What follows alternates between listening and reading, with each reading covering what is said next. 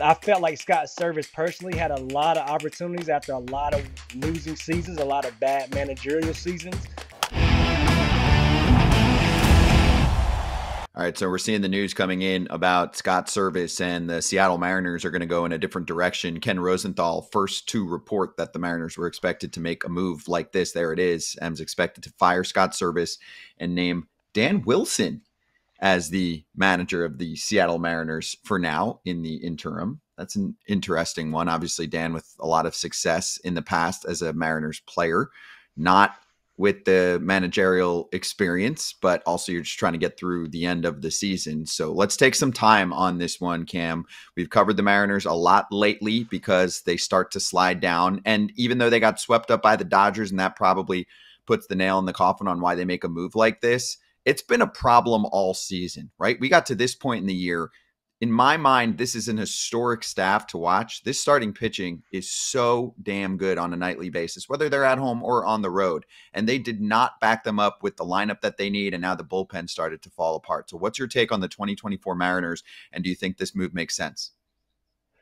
I think it makes sense personally. I don't think we've ever had a conversations about how, my experience with Scott Servais. I think prior to that winning season, the run they made a year ago, I felt like Scott Servais personally had a lot of opportunities after a lot of losing seasons, a lot of bad managerial seasons.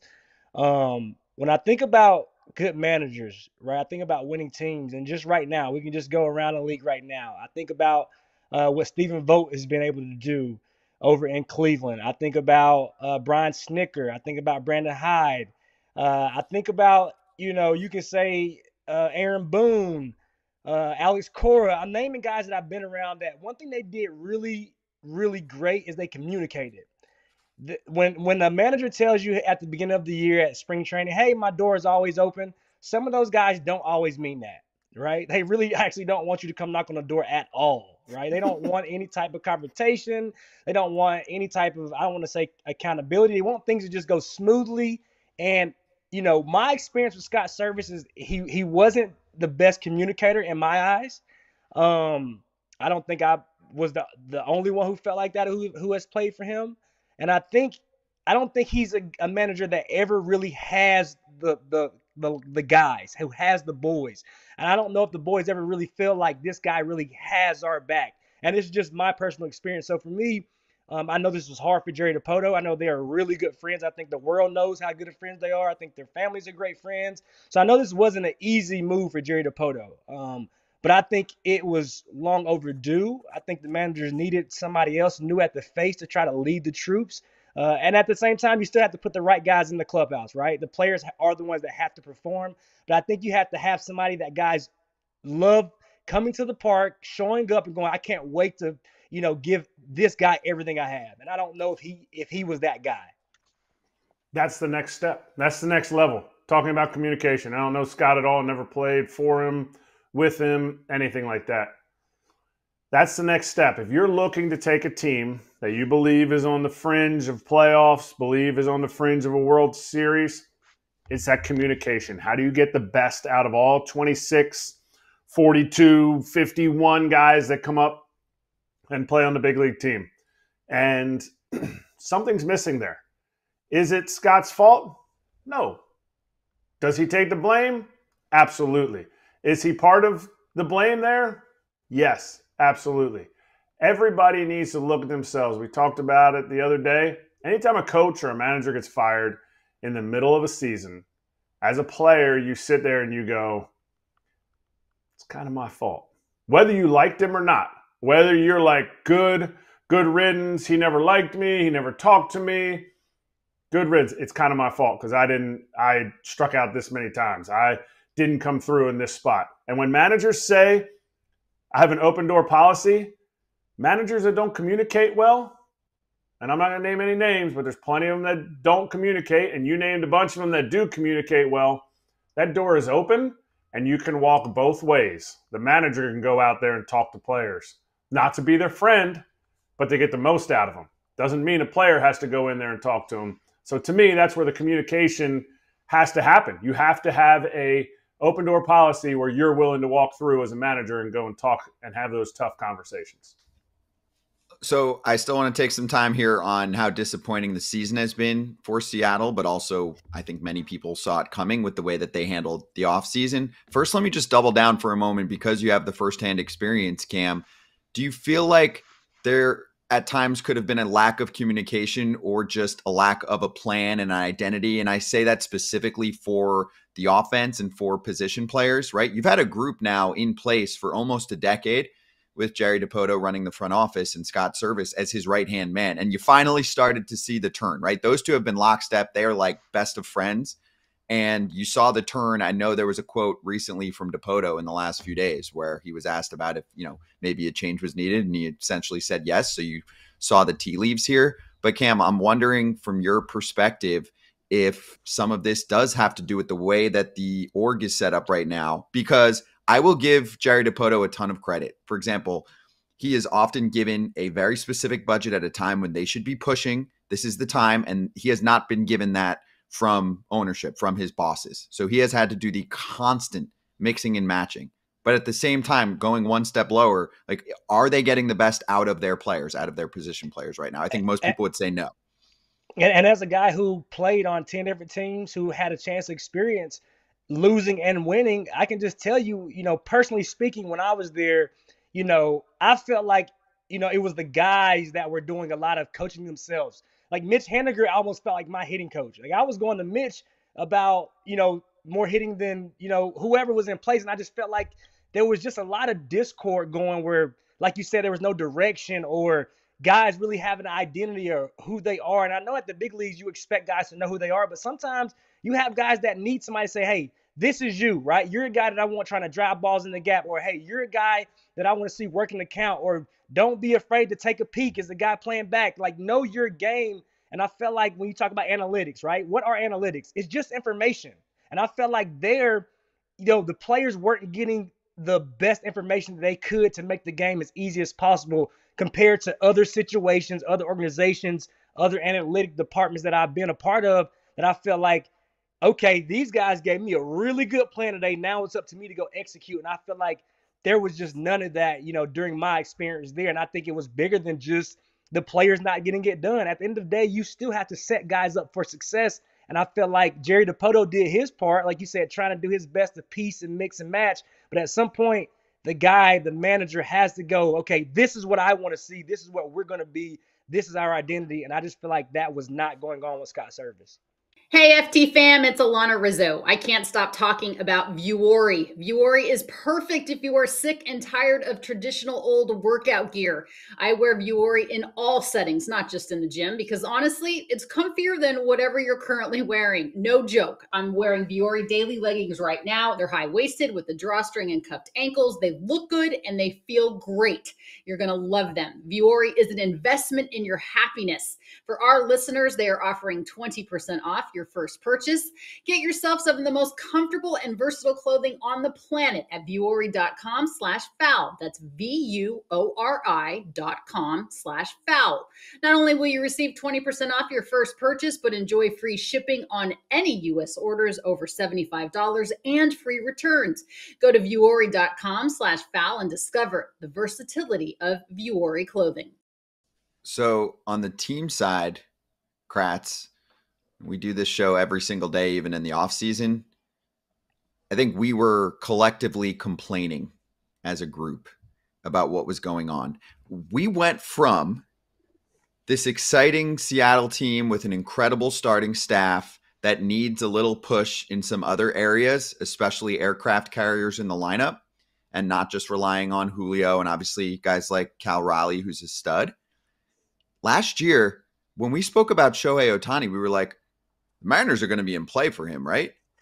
We went from that all the way to forget them even trading for Soto because he's 1 year, $30 million, all the way to this, right?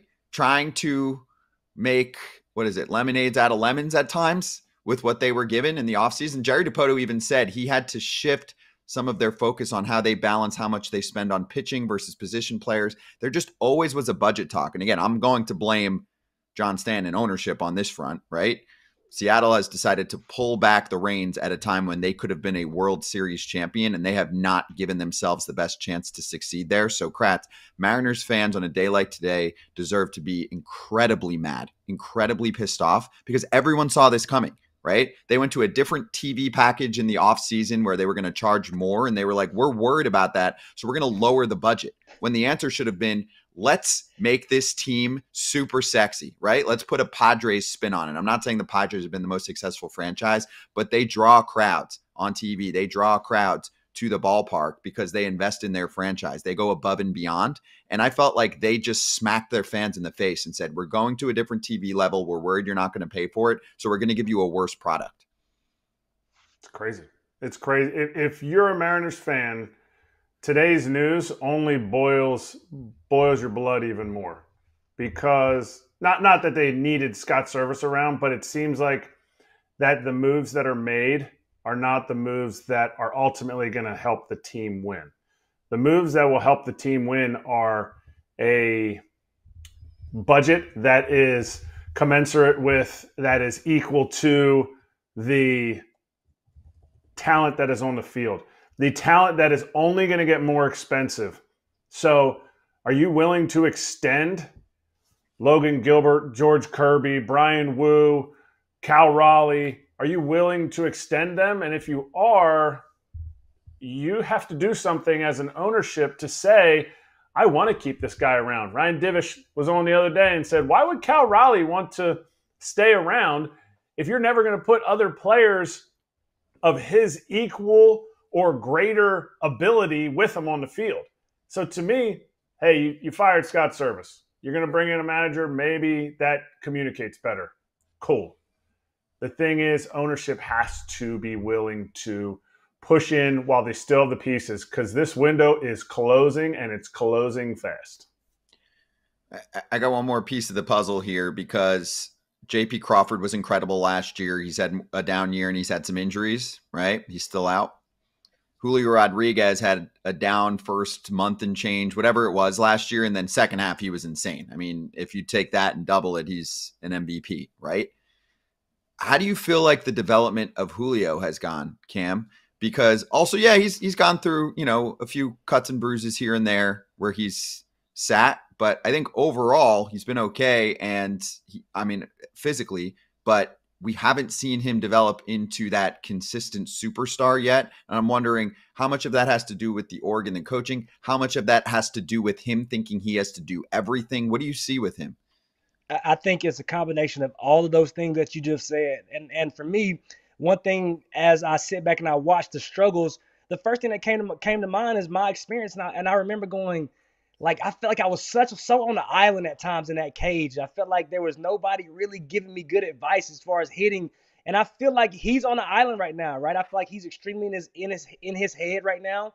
And then I feel like he feels like, because of the deal, because of everything that has been placed upon him, which I think is rightfully so, I think there has been pressure been put on his shoulders when you talk about the offense lacking this, right? You're not possibly going to get the pieces that you needed, and I even think right now, like, you think a JD Martinez wouldn't have helped Julio Rodriguez out, having a guy like that around him.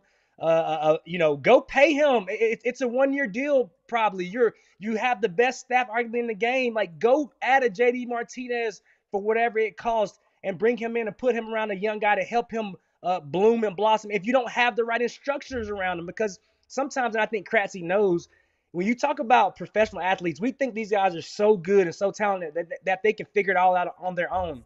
Well, you actually need the right guys around them, the right voices, different voices to sometimes go, oh, okay, this clicked for me. And I just think one thing that they've lacked, and even, talking with my guy D. Gordon, he went through a lot of frustration with the lack of communication there, the lack of instruction there. So this isn't something that I'm making up. These are things that I've heard have been an issue with the organization. And I think right now Julio is a product of that. So you talk about Cal Raleigh, Kratzy, spot on. Why would a guy like that want to stay when, honestly, they haven't played bad baseball, but when, offensively you are, inept of doing things well, it's contagious. And I think Cal Raleigh has actually, excelled with the lack of probably information around him. So why would a guy like that want to stay when there's so many organizations that guys talk about, really giving them the right information and taking their game to another level. I think they're like Cratchy said, the window is about to close now, and I think it's going to be tough to get back to where they wanted it to be a year ago. Yeah, it's a good call. I mean, the way to fix this is to bring in some star bats, and that's going to cost money, right? I mean, they have a pretty good looking farm system, but this isn't going to be instant returns where suddenly they're going to be the next Baltimore Orioles where there's position players coming left and right. The starting pitching's been there. We've been talking about it for a while. They did not support it after tanking for a while and putting them in a position on the pitching side to win a World Series. So, and last word here, and then we'll step aside and get ready for our next guest.